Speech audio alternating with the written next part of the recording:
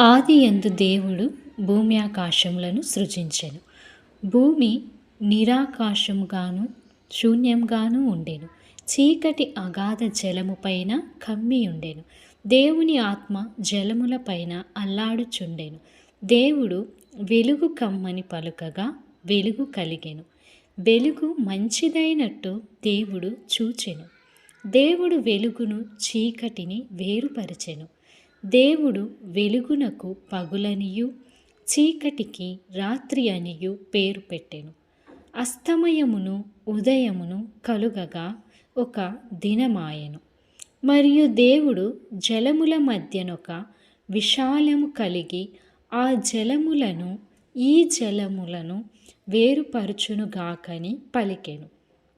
దేవుడు ఆ విశాలము చేసి విశాలము క్రింది జలమును విశాలము మీది జలమును వేరుపరచగా ఆ ప్రకారమాయెను.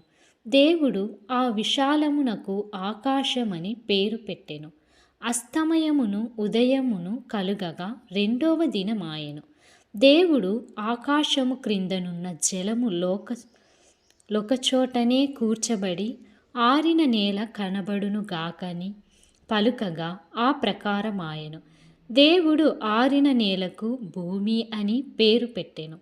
జలరాశికి ఆయన సముద్రములని పేరు పెట్టెను. అది మంచిదని దేవుడు చూచెను. దేవుడు గడ్డిని విత్తనములిచ్చు చెట్లను భూమి మీద తమ తమ జాతి ప్రకారము తమలో విత్తనము గల ఫలమిచ్చు ఫలవృక్షములను భూమి మొలిపించునుగాకని పలుకగా ఆ ప్రకారమాయెను.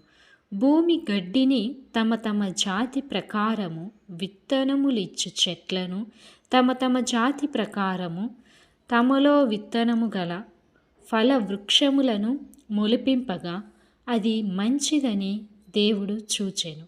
అస్తమయమును ఉదయమును కలుగగా మూడవ దినమాయెను.